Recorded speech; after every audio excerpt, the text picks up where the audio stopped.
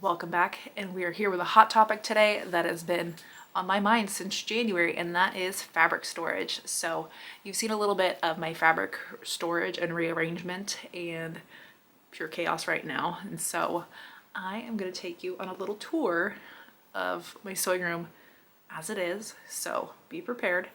And so you can see how my fabric is being stored currently, what my plan is for it, and where we're going to go from here. So buckle up and let's take a tour around the brick room.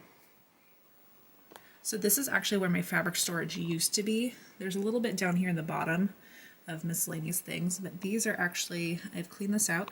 We've got my Fall Out Boy autographs, and this is where I now store anyone's quilts that I am quilting or my quilts to be quilted, just so they are off the floor, out of the way, and Trixie can't tromp all over them like she wants to. Now let's hop on over to the other side. So this side is a little more chaotic. Once I get the room out there all situated, this is what's going to get dealt with. So we've got batting scraps. I think this is like more Joanne's batting scraps, not Quilter's Dream batting scraps. And then these tubs are all scraps, like weird chunks, pajama pant chunks, miscellaneous chunks. One of these, like these are kind of bagged in organized ways. So I think they can kind of be a bundle like this one. Oh look, sports fabric. And then triangles left over from something. Tons of caterpillar fabric. So there's some organization to this chaos, but I don't exactly remember what. So there's 1 bin, 2 bin, 3 bin, 4 bin. I think there's a 5th bin down there. And then there's another bin over here, because that's where I pulled out some other fabric from. So that's the last spot that's going to get organized. And now let's go to the spots that are organized-ish. So this is a bookcase I got from Target, and so up here I've got fat quarter bundles and some jelly rolls, miscellaneous decor up there, and my 96 Crayola crayons.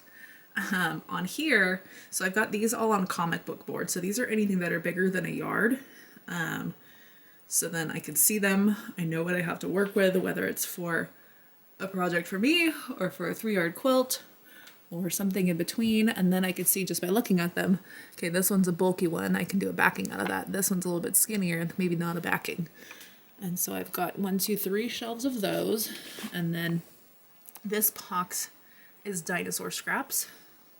This box down here is nerdy scraps. This one is cat fabric. And I'm going to head over to my cube shelves next. So this section is mostly organized. These got emptied out of what were in there, and now they are different scraps by color.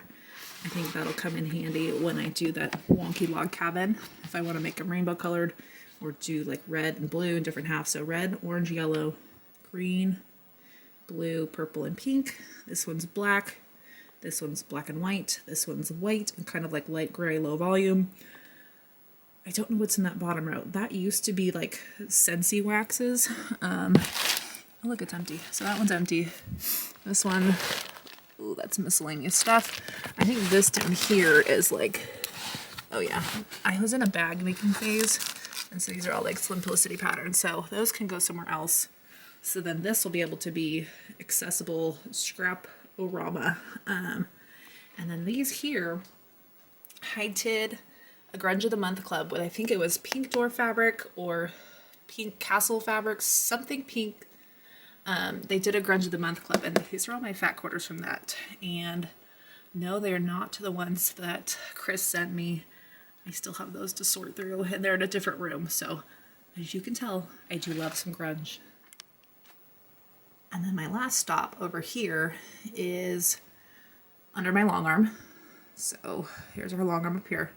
These I bought originally for scrap ones, but I think these are going to be like organized project, because the scraps I want to be able to get into often.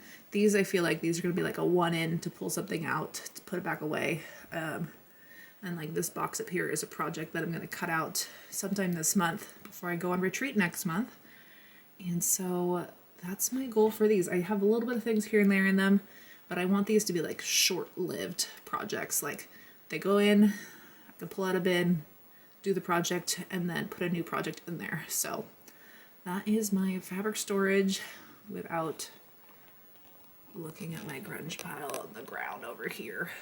Poor grunge. I love you, but I need to work with you.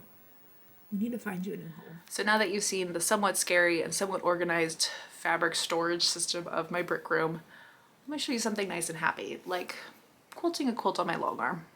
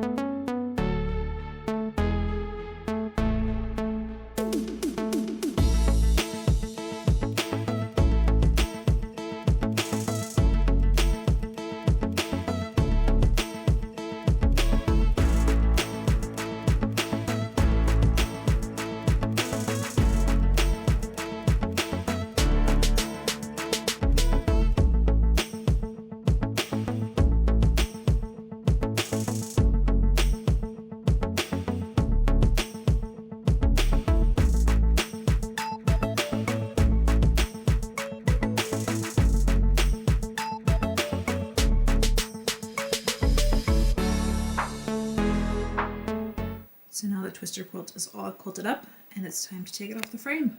So I'm going to pull it off the frame so that next time we can trim it up and bind it and call it good.